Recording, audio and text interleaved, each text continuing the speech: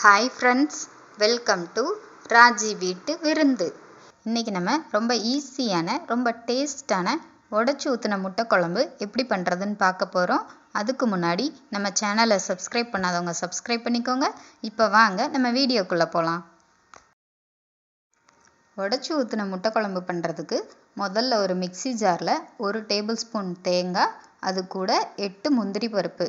உடச்ச முந்திரியாக இருந்தால் நீங்கள் 8 முந்திரி பருப்பு சேர்த்துக்கோங்க. இல்லை முழு முந்திரி பருப்பாக இருந்தால் நீங்கள் 4 போட்டாலே போதும்.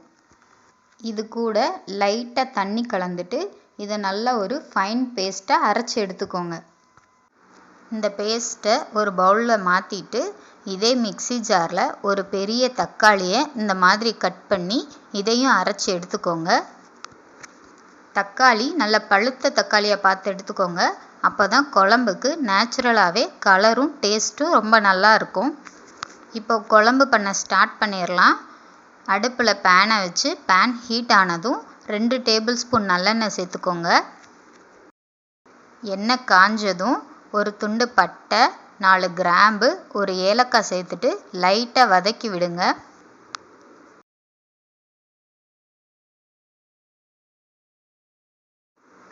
அடுத்து 2 மீடியம் சைஸ் பெரிய வெங்காயத்தை இந்த மாதிரி நல்லா பொடி பொடியாக கட் பண்ணி அதையும் உள்ளே சேர்த்துட்டு நல்லா வதக்கி விட்டுருங்க.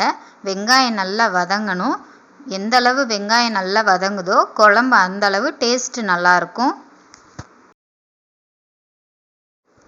இப்போது வெங்காயத்தை கூட கொஞ்சம் கருவேப்பிலை சேர்த்துட்டு நல்லா கலந்து விட்டுருங்க. வெங்காயம் நல்லா வதங்கிருச்சு.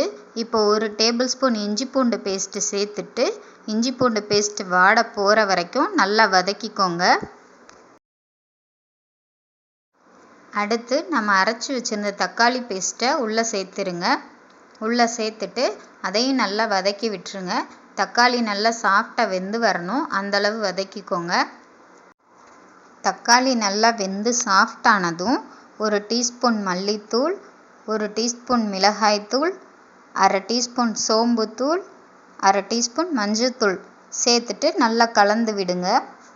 இந்த மசாலாலாம் நம்ம வீட்டிலே எப்படி ஃப்ரெஷ்ஷாக ரெடி பண்ணுறதுன்னு நான் தனியாக இன்னொரு வீடியோவில் உங்களுக்கு அப்லோட் பண்ணுறேன். மசாலாவெல்லாம் சேர்த்துட்டு 1 நிமிஷம் வதக்குனா போதும்.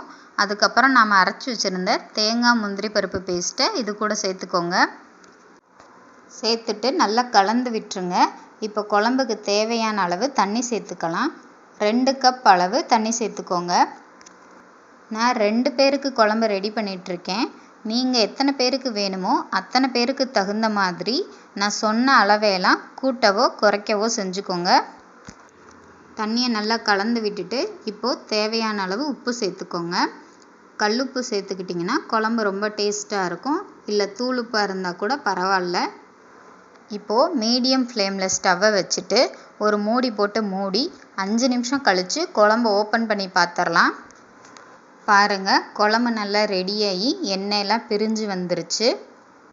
இப்போது ஸ்டவ்வை லோ ஃப்ளேமில் வச்சுட்டு 2 நாட்டுக்கோழி முட்டையை நம்ம ஹாஃப் பாயில் போடுற மாதிரி மஞ்சக்கரு உடையாமல் உடச்சி உள்ளே சேர்த்துருங்க. உங்ககிட்ட பிராய்லர் கோழி முட்டை தான் இருக்குன்னா பரவாயில்ல, நீங்கள் அதையே சேர்த்துக்கோங்க. ஒரு முட்டைக்கும் இன்னொரு முட்டைக்கும் நடுவில் கொஞ்சம் கேப் இருக்க மாதிரி பார்த்துக்கோங்க. இப்போது குழம்பு ஒரு மூடி போட்டு மூடி 3 நிமிஷம் கழித்து ஓப்பன் பண்ணி பார்க்கலாம். முட்டை இன்னும் வேகலை, அதனால் நம்ம மறுபடியும் மூடி போட்டு மூடி இன்னொரு 3 நிமிஷம் போல் வேக வச்சு பார்ப்போம்.